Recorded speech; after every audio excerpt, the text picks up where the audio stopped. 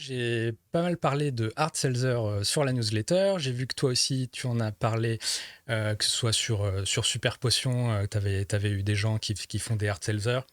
Ouais, Tu as même publié un article sur les tendances et tout de 2021, si je me rappelle bien. Et c'est bien forcément, ça. c'est dans le lot.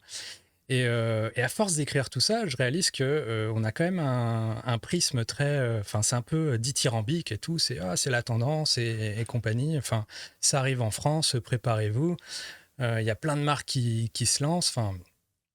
Enfin bref. Et j'ai un auditeur, un fidèle auditeur, qui nous a partagé, enfin qui m'a partagé un article qui du coup, euh, par conséquent, enfin bref, qui va un peu à contre-courant en fait de tout ça et qui dit que bah très bien ça marche certes aux US, mais ça veut pas dire que ça va marcher ici.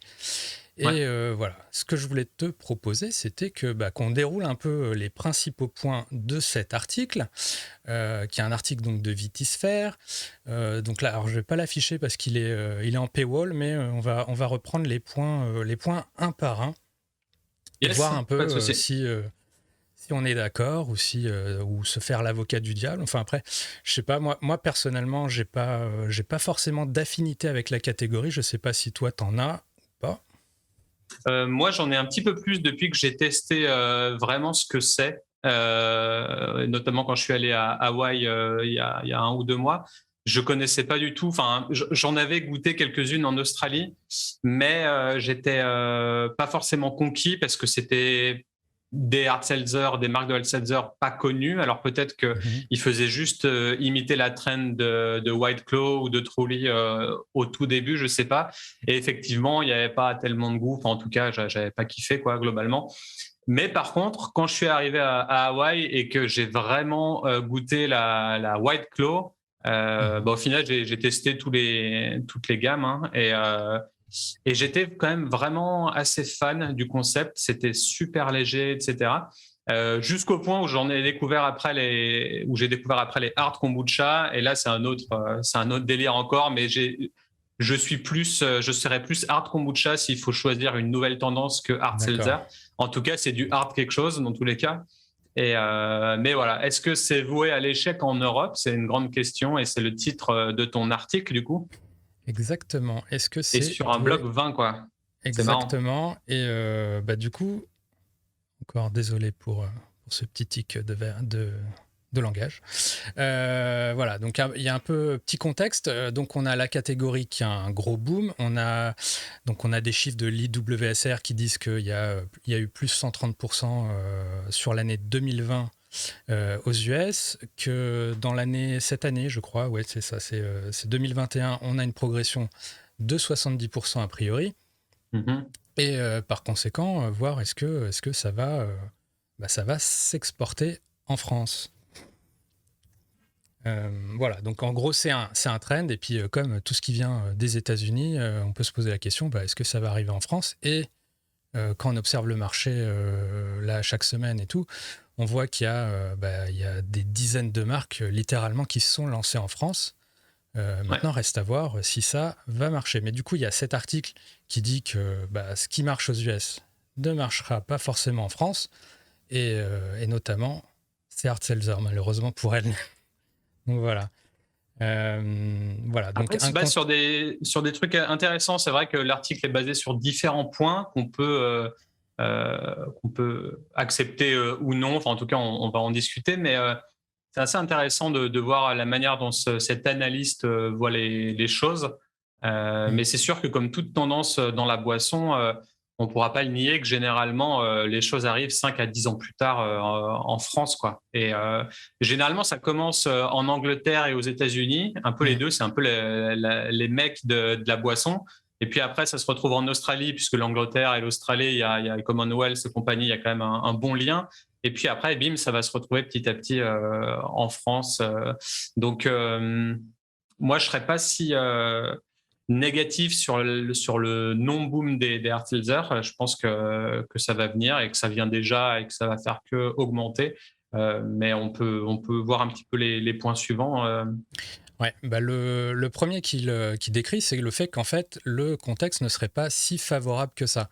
On en parle en bien dans tous les sens, on voit plein de marques apparaître, mais de Mhm. l'autre côté, ce qu'il explique, c'est qu'il y a des gros groupes tels que Constellation, qu'il y a Corona, ou encore Molson Coors, ou j'en oublie un, c'est quoi? C'est Boston Beer Company, qui ont apparemment eu des résultats dernièrement plutôt décevants. Constellation qui aurait carrément surestimé la demande et qui l'a avoué, ou Corse qui a carrément lâché l'affaire et qui va arrêter sa Corse Seltzer. Même si, bon, je sais que c'est eux qui produisent Topo Chico et ça, ils vont continuer pour le coup. Mais Ouais. voilà, du coup, il y a quand même quelques signes un peu de ralentissement, on va dire. Maintenant, c'est aux US à voir est-ce que ça se traduit en France. Moi, ce que je Après, quand c'est sous constate. les sunlights comme ça, est-ce que Mhm. justement, quand tu es sous les feux des projecteurs, t'es pas sujet à ne pas faire de sans faute et à continuellement grossir, etc. Et hop, dès qu'il y a un petit ralentissement, tu te fais un peu tacler ou on dit ah mais en fait ça n'a pas marché, etc. C'est un peu ça aussi pour les personnes ou pour les célébrités. Dès que tu fais un Mhm. truc de fou et que tu es toujours sur le devant de la scène, ça va. Dès qu'on n'entend plus parler de toi ou que ça va un peu moins, ah c'est direct la dégringolade, etc. J'ai Mhm. l'impression qu'ils voient un petit peu ça comme ça aussi. Ouais, il y a peut-être un petit côté court-termiste, mais moi, ce que je me dis, c'est que c'est peut-être finalement des gros brasseurs qui se retirent, mais c'est peut-être simplement qu'ils vont se recentrer sur ce qu'ils savent faire le mieux. Mais ça ne veut pas dire qu'il n'y a pas des opportunités justement pour peut-être des plus petites structures, pour des distilleries qui peut-être peuvent ajouter ça à leur portfolio de manière assez simple et j'imagine plutôt de manière assez, sans des coûts colossaux, quoi. Euh, donc voilà, je pense qu'il y a quand même des opportunités. Après, je pense clairement quand tu vois qu'il y a Coca qui se met dedans. Je parlais une fois de Pepsi avec Mountain Dew qui allait faire un hard Mountain Dew. Enfin, je pense que si c'est pas les brasseurs directement qui se lancent là-dedans, ou qui lâchent l'affaire, c'est peut-être plus de place pour d'autres justement et, et voilà, des opportunités à saisir. Ouais, mais c'est fou quand même, parce que quand tu vois, il y a plein de marques avant que ça fasse un gros boom qui disaient non, c'est mort, je vais jamais faire une hard seltzer, ça a soit pas de goût, soit pas d'intérêt, soit c'est n'importe quoi, etc. Et autant chez les brasseurs que chez les distillateurs, que dans les vignobles, etc. Loin d'eux était l'idée de créer une marque de hard seltzer. Et puis, hop, dès qu'il y a le boom, plus tout le monde revient sur sa décision et tout le monde commence à en faire, et parce que les potes en font, donc on en fait, etc. Et que ce soit distillateur, brasseur ou vigneron, ils s'y mettent tous parce que la recette, entre guillemets, est peut-être facile à produire. Après, bon, il faut Mhm. forcément le goût qui va avec. Mais c'est super intéressant. Tu peux faire des hard seltzer à base de vodka, à base de n'importe quel type de spiritueux. Tu peux faire à base de vin. Après, ça va peut-être plus se rapprocher des vins pétillants, des prosecco ou des choses comme ça. Donc, est-ce que ça a vraiment un intérêt d'aller dans cette catégorie plutôt que de proposer un genre de prosecco ou de vin pétillant rosé ou ce genre de choses. Mais en tout cas, c'est vrai que c'est assez fou et ils se mettent tous à rajouter dans leur catalogue une version hard de leur gamme actuelle, etc. Et ça Mhm. pose la réelle question, est-ce que ça marche réellement de développer son catalogue et sous l'égide de ta marque propre, faire une sous-catégorie hard seltzer, Mhm. ou plutôt créer vraiment une marque dédiée à ça. Et j'ai l'impression que d'après pas mal d'interviews de gens qui finissent par lâcher euh, le hard seltzer parce que ça fonctionne pas, ça marche pas ou ça vend pas, la plupart des gens qui lâchent, ce sont des gens qui ont rajouté ça à leur catégorie, à leur catalogue Mhm. de base, Ouais. et qui n'ont pas créé une marque à part entière spécialisée hard seltzer qui ne fait que ça, etc. Et là, ça fait vraiment toute la différence. Et c'est intéressant aussi Ouais, de donc voir ça. on pourrait voir ça qu'ils y sont allés un peu peut-être en dilettante ou peut-être un peu trop gros et ils n'ont Ouais, pas sur la vraiment traîne, quoi. pas testé Ouais, le c'est truc, ça. quoi. Mm. Mais voilà, du coup, si je me fais l'avocat du diable, je dirais que c'est pas, enfin bref, c'est pas forcément mauvais signe et il y a peut-être des opportunités justement à saisir avec tout ça. Ouais. Voilà, on peut passer au point suivant qui lui est un peu plus touchy, on va dire, puisque ça parle carrément du goût des hard seltzer. Alors, toi, tu dis que White Claw, ça t'a plutôt convaincu. Moi, je serais plus de l'avis que c'est quand même assez décevant comme catégorie, et j'ai du coup un peu de mal à voir les gens. Enfin, je pense qu'il y a un côté nouveauté où on va tester le produit. Moi-même, j'en ai acheté pas mal là, de tout ce qui est sorti en France pour goûter, mais en me disant, ok, je goûte et tout, il y a des trucs mieux, des trucs moins bien, mais en me disant finalement, est-ce que plus tard j'en rachèterai, quoi. Et la question, la réponse, c'est pas forcément, quoi. Ouais. Donc voilà, je demande encore à être conquis, mais voilà, le goût, je pense, c'est peut-être le truc le plus compliqué à jauger. Et puis c'est un truc Donc à voir. typiquement français, hein. C'est vrai qu'on n'a pas le même palais que les anglo-saxons et que Mm. ce genre de nouveautés gustatives, ça passe toujours moins en France qu'aux États-Unis ou qu'en Angleterre. Et on est vraiment à cheval sur le goût. Et dès qu'il n'y a pas un truc assez gourmand, j'ai envie de dire, ça fonctionne moins ou ça prend plus de temps à prendre, etc. Après, tu es tout simplement peut-être pas la cible des hard seltzer parce que bah, tu es fan de Mm. spiritueux, donc tu as vraiment quelque chose de développer là-dedans, etc. Ou peut-être que tu aimes les bonnes bières bien hoppy, bien Écoute, amères, etc.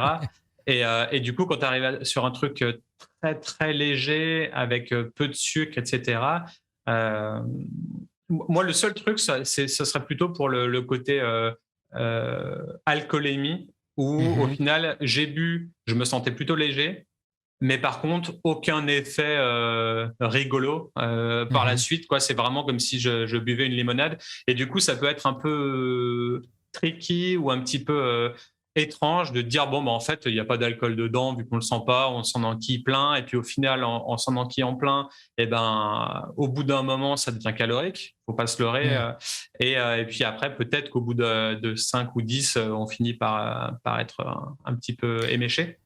Mais Mais alors, il y a plus ce côté léger. Euh, on a, et on a, on a peut-être une clé du succès, justement, du produit, si ça attire peut-être des gens plus jeunes qui veulent boire sans boire, qui trouvent les bières craft, je sais pas, c'est un peu trop compliqué, ou je sais pas, c'est trop amer, trop machin.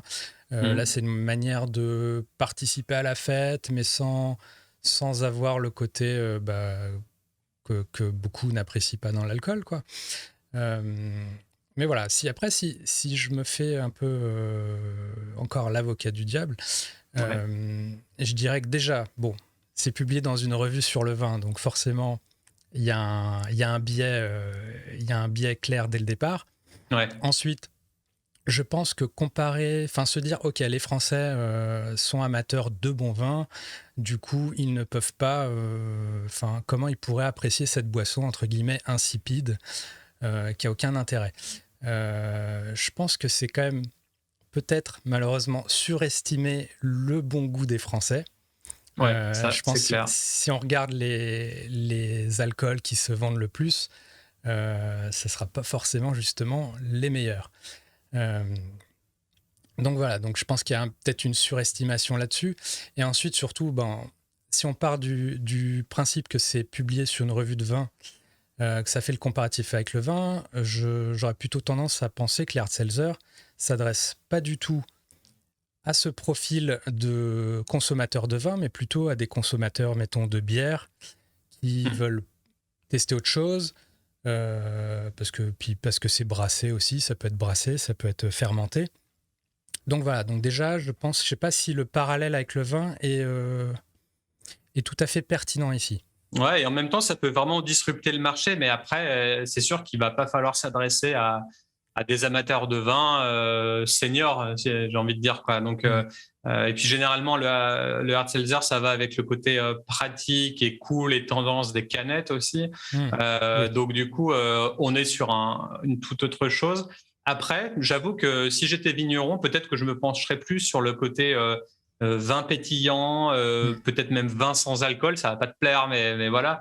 Mais en tout cas, ce genre d'opportunité un petit peu qui font encore sens avec le vin parce que ça vient, je sais pas, de raisins, etc. Enfin, il y a une base vin, quoi. Bon, je pense que c'est la même chose pour les hard seltzer. Ils doivent pas partir de pommes de terre, à mon avis, pour faire ça. Mais en tout cas, il y a Probablement plus qu'ils de ajoutent du sens. vin, enfin de l'alcool vinique, je pense, très probablement, si on parle de vignerons. Mmh. Ils vont Ouais. distiller du vin Mais et tu vois, ça peut-être un ça base Porto Hard d'alcool. Seltzer ou un truc comme ça, enfin, peut-être que ça peut faire sens en fait. Ça dépend comment tu l'amènes sur le marché, si c'est une marque spécifique. Mais si c'est le vigneron du coin qui s'essaye à une Hard Seltzer, il y a de fortes chances pour que ça ne marche pas, clairement. Mm. Donc après c'est sûr qu'il faut faire attention au marché qui va devenir et qui est déjà saturé. Et après, on parle de l'explosion du nombre de marques. Mais on Mm. parle jamais du nombre de marques qui marchent et du nombre de marques qui foirent au bout de quelques mois aussi. Et si ça se trouve, sur Ouais, 300 marques nouvelles, il y en a peut-être 3 qui restent au bout de 2 ans, quoi. c'est justement le point suivant. Donc on peut dérouler parce que justement il parle du côté justement marché saturé. Ouais. Je vais mettre la bonne slide. Voilà. Donc marché saturé, donc ouais, effectivement il parle de 300 marques aux US juste sur l'année 2020, enfin non, entre juillet 2020 et juillet 2021, donc c'est colossal. Nous-mêmes on le constate, ne serait-ce qu'en France, on part de zéro et puis et je sais pas, en l'espace d'un an, on est peut-être capable d'en citer de tête une vingtaine déjà.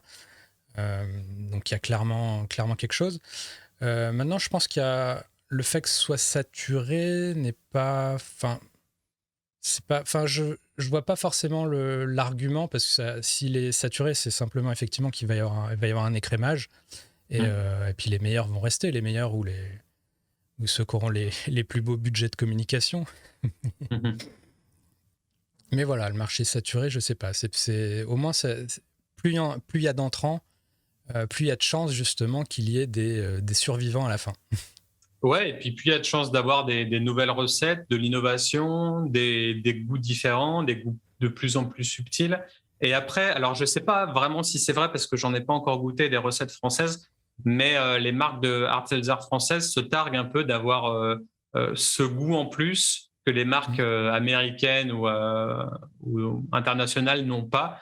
Alors, je ne sais pas si c'est un peu l'ego de français qui veut ça. Mais ouais, j'ai hâte vraiment de goûter et de voir si c'est vraiment le cas, parce que dans tous les cas, avec un peu moins de sucre, on est dans tous les cas moins gourmand, etc. Donc, comment arriver à être plus subtil et avoir, on va dire, ce goût en bouche ou cet arrière-goût peut-être, ou je serais curieux de voir sur quoi il s'appuie pour ça. Bon, après, toi, tu les as goûtés, du coup, donc tu as forcément un avis peut-être plus marqué là-dessus et Euh, ça t'as pas forcément plus conquis que ça au final. je dirais que ça m'a pas marqué. Je pense que c'est plus un argumentaire marketing, si tu peux dire que c'est fait en France, que c'est.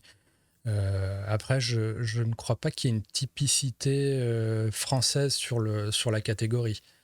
Euh, Moi, effectivement, si tu me disais, ah, tiens, on fait des hard seltzer où c'est fortifié avec du cognac ou je sais pas quoi, on pourrait voir le lien. Maintenant, si c'est juste des arômes, de l'eau gazeuse et de la vodka, enfin, bref, il n'y a pas. Ouais. Il n'y a pas forcément matière à mettre un petit drapeau français et dire cocorico et compagnie, quoi. Après, j'ai l'impression que tu vois, tous les 10 ans, tous les 15 ans, il y a une espèce d'énorme vague de tendance qui vient tout balayer sur son passage. Et à partir de cette vague, se posent de nouveaux éléments, de nouvelles catégories, de nouvelles innovations. Et tu vois, bon, là, il y a eu le Covid, on voit très bien ce que ça a donné. Et puis, on a surfé sur plein de nouvelles tendances à cause de cet événement-là. Pour moi, le hard seltzer, c'est un peu ça, c'est un peu le renouveau boisson Mhm. qui touche tout le monde. Et j'ai l'impression que ça peut être peut-être une nouvelle vague où, bim, on balaye ce qui s'est fait avant et puis on commence à bâtir, à construire autour de cette nouvelle trend qui se veut aussi plus healthy. Ça va avec la génération Z qui arrive voilà, avec des ambitions beaucoup plus saines que sa génération prédécesseur qui est la nôtre. Et voilà, qui est un peu allié au sport, allié au bien-être, autant dans le corps que dans l'esprit, etc. Donc, peut-être que c'est une trend générale sur lequel ouais, tout le monde va s'appuyer pour donner naissance à de nouveaux produits qui seront peut-être Mm. plus sains pour le corps. Et encore une fois, on n'est pas comme les anglo-saxons. Ils sortent tous les jours pour faire leur sport avec leurs chiens. Ils sont ultra healthy. Ils adorent en parler. Ils adorent être vraiment dans ce côté je fais du sport, je suis bien dans mon corps, etc. C'est pas un truc typiquement français de penser comme ça. Les Français, c'est plutôt des bons vivants. Donc, d'une manière culturelle, c'est déjà pas la même chose. Donc, moi, ça m'étonne pas du tout que ça fonctionne. Une boisson qu'on Mm. dirait insipide avec moins de sucre, etc. On se dit juste, ah, c'est un petit boost. Et puis ah, c'est alcoolisé, on peut faire la fête, machin. Mais tant mieux, il n'y a pas trop de sucre. Et puis, le goût, je m'en fous. C'est juste pour être bien avec mes copains et avoir Mm. un truc frais et être au bord de la plage. En fait, je crois qu'ils s'en foutent de ça et ils sont beaucoup plus dans le paraître que dans le goût. Et du coup, bah, le fait d'acheter une hard seltzer, ça va en dire beaucoup aussi sur leur statut social, tout simplement. Mm. Donc, ils sont encore jeunes dans leur Ça, tête, et ils sont bien dans leurs expériences. Et ouais, il y a plein de choses dans le statut social qui jouent au-delà du goût. Et c'est pas quelque chose de français, en tout cas un peu moins, quoi. ouais, ça peut aussi concourir au succès du truc. Le côté, ok, parce que ça a moins de goût, du coup, on l'associe à quelque chose de plus sain, quoi. C'est comme quand tu prends un médicament, tu t'attends pas à ce qu'il soit bon, et s'il plus il est dégueu, à la limite, tu dis c'est qu'il doit marcher, quoi. Mais voilà, après, pour revenir sur l'aspect plus innovation, j'ai le sentiment qu'il n'y a pas. Enfin, c'est pas parce qu'il y a des tas de marques qu'il faut forcément toujours chercher à réinventer la roue. Euh, J'aurais plutôt tendance à penser que, enfin, comme dans le gin, où des jeans, il y en a des tonnes, on n'arrête pas d'inventer des nouveaux trucs, des nouveaux ingrédients, essayer de se différencier. Mais au final, le conso arrive peut-être à un point de saturation où il veut juste retourner à l'essentiel. Il veut, ok, je veux un gin qui est simplement un goût de genièvre. Le hard seltzer, probablement, peut aller sur le même chemin, et il y aura quelques goûts, quelques arômes différents, des portfolios plus ou moins variés, mais enfin, le côté inno à sortir des nouveaux trucs toutes les semaines, ça va naturellement, je pense, s'écrémer. Ouais. Et voilà, il y a pas. Après, côté innovation, il y a aussi le hard kombucha Hmm. qui est un total what the fuck en France, parce que déjà le kombucha, c'est une niche très spécifique. Alors le hard kombucha, c'est encore pire. Mais par contre, pour l'avoir testé aux États-Unis, autant il y a des marques qui sont ultra insipides, autant il y en Hmm. a une en particulier qui s'appelait Strange Beast, je crois. Mhm. Strange, Strainge. Et Ok. alors, c'était sous canette et c'était super beau, super frais. C'était typiquement craft beer. Et en goûtant, c'était totalement fou. C'était un genre de hazy IPA, NEPA, mais mixé avec un kombucha. Donc en fait, tu avais le côté hyper puissant d'une bière craft moderne, mais limite ouais, coupé au kombucha, ce qui faisait que tu buvais ça, mais tout de suite après, tu n'avais pas l'impression d'avoir le ventre gonflé ou un peu ballonné de typiquement la bière au bout de 3 gorgées d'une bonne bière comme ça, bien bourrine. Et du coup, c'était totalement fou, quoi. Ça se buvait vraiment comme du petit lait, mais il y avait un goût de malade derrière et ça paraissait très léger en fait. Et du coup, là j'ai été ultra choqué, limite, et agréablement surpris euh, de cette euh, de cette boisson, quoi. Donc, autant le hard seltzer, c'est de l'eau pétillante aromatisée, clairement. Autant dans le hard kombucha que j'avais goûté, il y avait un côté encore plus subtil et ultra travaillé. Donc, en termes d'innovation, ouais, on est encore loin de toutes les possibilités possibles, quoi. Oui, hard tea, hard coffee. Mm. Enfin, il y a T'as des goûté hard, ça, hard tea, hard. hard coffee? Non, j'ai pas goûté. En revanche, je sais que, petite info, je connais un distributeur qui va lancer ou un, je sais même pas ce qu'on dit, hard kombucha en France. Donc, Ok. moi-même qui pensais que c'était pas pour, pas pour tout de suite, a priori, ça se développe, et ça devrait arriver quand même. Ok. Voilà, Ouais, c'est voilà. un kombucha, donc ça doit être un hard kombucha. Ouais. Mais top, Ouais, ok. ouais. Bah, Tu tu me m'apprends donneras le quelque chose. contact pour un éventuel podcast. Alors après, Carrément. on parle de loi aussi, peut-être moins favorable en France, c'est le point suivant. Exactement.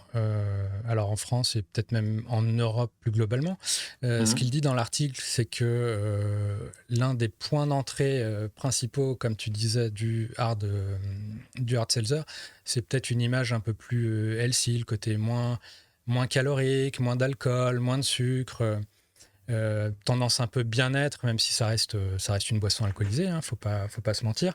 Et autant aux US, ça peut passer visiblement. Autant en Europe et puis on le sait en France avec la loi E20, ça risque d'être beaucoup plus compliqué de communiquer sur ce genre de choses. Clairement, dire qu'il y a des bienfaits à ton produit, je pense que tu peux oublier. Euh, mais voilà, néanmoins, enfin voilà, ce qu'il dit, c'est que vu que tu ne peux pas en parler, ça va te donner encore moins de traction pour percer en Europe et en France. Brewdog s'est fait allumer pour avoir peut-être dit des choses un peu limites sur ce côté-là. Voilà, après, je pense quand même que le côté sans sucre, tout ça, ça peut quand même ressortir dans la communication. Ça reste Ouais. enfin, même avec la loi E20, ça reste un trait objectif du produit. Donc, je pense, enfin, Morat Seltzer est sans sucre. Enfin, voilà, il y a des marques de rhum qui peuvent des fois jouer là-dessus aussi. Après, on Donc peut toujours pourquoi dire pas. c'est biosourcé, c'est sans sucre, c'est avec des ingrédients naturels, c'est machin, ces Mm. trucs.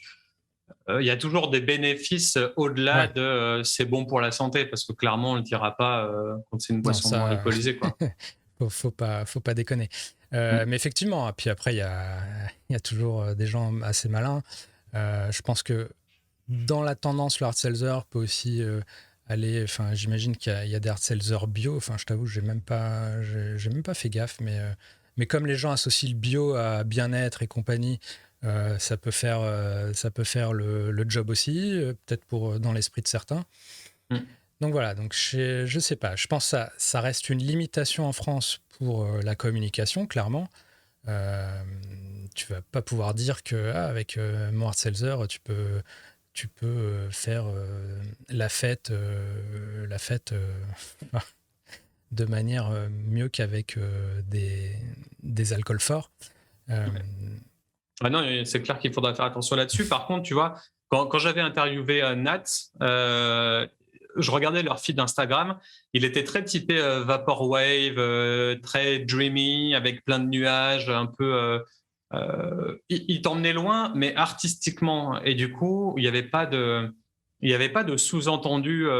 Un peu comme on pourrait l'avoir pour les boissons au CBD, etc. Du hmm, sous-entendu t'es perché ou t'es bien ou etc. Mais il y avait vraiment une atmosphère autour de la marque qui était très vaporeuse et très légère. Et du coup, je trouvais ça super bien amené parce qu'au final, la légèreté, c'est un peu le maître mot des Artelza.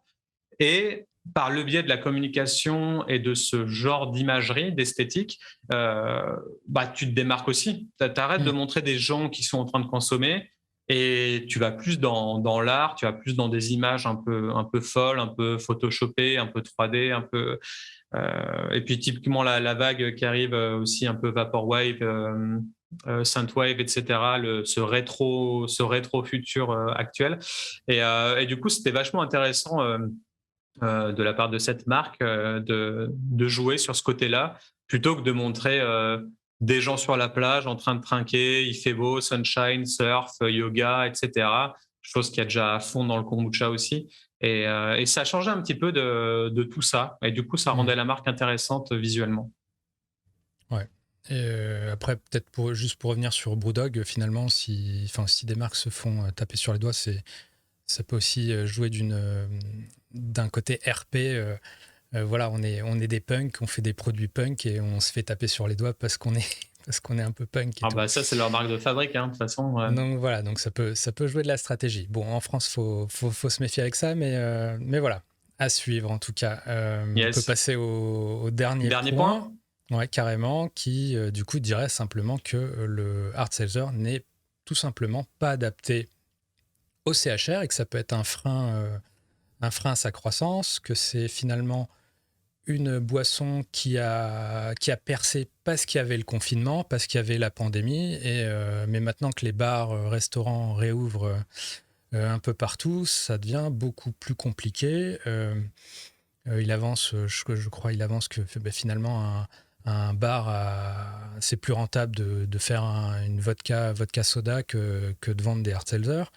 Mm. Donc voilà, donc il y a aussi cet argument du côté, finalement, ça reste une boisson qui va être que pour la maison et pas pour le CHR. Ouais. Moi, je suis un peu plus dubitatif là-dessus parce que je me dis, au final, le CHR, OK, il propose des tendances. On est souvent dans Mm. l'innovation aussi chez les barman ou dans certains restaurants ou bars. Mais qu'en est-il de ce que veut le consommateur? Parce qu'au Mm. final, pendant 1 an, 2 ans, on était chez nous à tester des choses, à pas pouvoir sortir, etc. On a développé certaines envies et peut-être certaines tendances ou certains styles de vie que prônent les hard seltzers. Et du coup, bah, qu'en est-il des gens qui vont se retrouver dans un bar et qui voudront des hard seltzers et il n'y en aura pas dans le menu? Au bout d'un moment aussi, il faut s'adapter à ce que veulent les gens. Et Mm. ça ne m'étonnerait pas qu'il y ait beaucoup de gens qui demandent à chaque fois dans un resto ou dans un bar, vous n'avez pas une hard seltzer ou un kombucha ou des choses comme ça. Et petit à petit, à force des demandes et tout, il y aura forcément des retours, il y aura forcément une première ou des premières personnes qui vont mettre ça dans leur portfolio, dans leur recette, dans leur menu, peut-être même sous forme de cocktail, hein, Mm. un cocktail à seltzer, etc. Carrément. Et puis voilà, quand on a un premier, un deuxième, un troisième, tu en as 10, 20, 100, 1000 derrière après, et ça devient une tendance. Donc, moi, je dirais pas que c'est inadapté, c'est juste encore un peu tôt. Plus ça, quoi. Moi, je suis convaincu pour le coup que ça peut y faire une entrée carrément pour justement pour étendre l'offre. Si l'offre elle est dispo en magasin, c'est peut-être une clientèle qu'en tant que barman, t'as pas non plus envie de perdre. Du coup, tu vas lui proposer des options. Je suis convaincu que les alcooliers, ceux qui en produisent, vont faire la démarche d'aller voir les bars et de leur dire bah tiens, il y a ce truc qui est nouveau, il y a ce truc qui est tendance. Si toi, tu as un bar tendance, faut aussi que tu l'aies sur ton menu, quoi. Ça peut, du coup, faire effet boule de neige. Et en plus, je relatais, alors, on revient sur les tendances aux US, mais je relatais qu'il y a justement aux US, ils avaient noté que là, sur la rentrée, les hard seltzers entraient dans le top 10 des items les plus populaires dans les menus justement des bars. Donc ça n'y était pas du tout il y a un an, et ça y fait son entrée, et a priori ça marche, ça marche. Et autre point qui se développe, si on fait des taprooms pour la bière, quid des taprooms pour les hard seltzer, ça peut aussi se développer.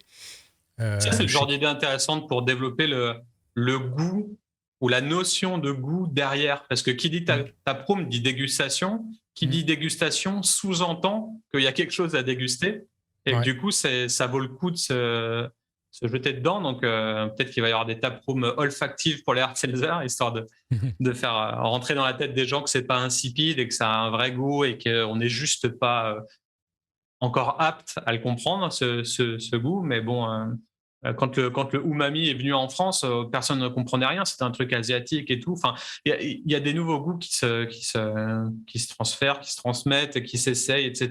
Et ouais, c'est juste une question de temps pour les adopter ou pour s'adapter à ça, quoi.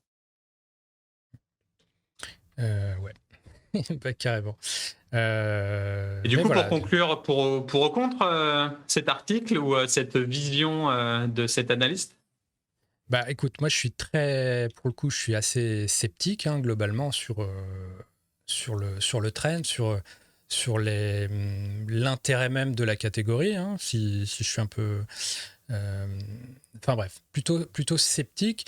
Maintenant, quand je lis l'article, j'ai tendance à justement à me faire un peu l'avocat du diable, à me dire ah oui, mais ça peut marcher, ça peut marcher. Dans tel cas, tel argument, je suis pas sûr qu'il tienne finalement tant la route que ça. Voilà, du coup, ça me questionne. Euh, Toujours est-il que nous, bah, on a la tête dedans un peu au quotidien, et forcément, On se dit si tant de groupes se lancent, ils doivent savoir à peu près ce qu'ils font, hein. Enfin, espérons pour eux en tout cas. Ouais, et puis même le nombre de gens qui nous appellent pour nous proposer ce genre de projet. Moi, j'ai plein de demandes et toutes les semaines, il y a une Artelzer dedans. Et je trouve que c'est aussi un truc typiquement jeune. Et j'ai une recrudescence des appels justement de cette tranche d'âge, des gens qui ont entre 20 et 25 ans, donc ultra jeunes pour des entrepreneurs. Mais c'est une génération de ouf. La génération Z, il y a entre 20 et 25 ans, ils ont déjà tout en tête, ils ont un business plan, ils ont prévu leur boisson, ils veulent faire une hard seltzer, etc. Donc c'est aussi une trend qui joue avec cette niaque des nouveaux entrepreneurs et ça fait ultra sens en fait en 2021, horizon 2025. C'est super intéressant de voir ça aussi. C'est une boisson de jeunes et plein de jeunes entrepreneurs se lancent dedans. Donc hop, ils choisissent le hard seltzer s'ils ont un truc à développer, quoi. Carrément. Bah écoute, voilà, je pense qu'on a fait le tour. Yes. On a fait le tour du sujet de l'article. Je sais pas ce que les gens qui nous écoutent, nous regardent, en pensent. Ouais, laissez des justement. commentaires, n'hésitez pas à nous dire ce que vous pensez des hard seltzer, etc. Et je pense qu'on aura l'occasion d'en reparler soit dans ta newsletter et moi d'interviewer peut-être d'autres acteurs hard seltzer en France. Et évidemment, on va mettre le lien de l'article en commentaire, enfin en description du coup, si vous voulez y jeter un œil. Ouais. Bah, vous pourrez. Alors même s'il y a un paywall, hein, je préviens, mais on va mettre tout ça, quelques autres refs. Et voilà. Et désolé Thomas pour tous ces du coup intempestifs. On va s'améliorer avec le temps. Voilà. Et merci à toi pour l'article d'ailleurs. Voilà. Allez, abonnez-vous et puis à très vite. Ciao. Allez, à plus. Ciao, ciao.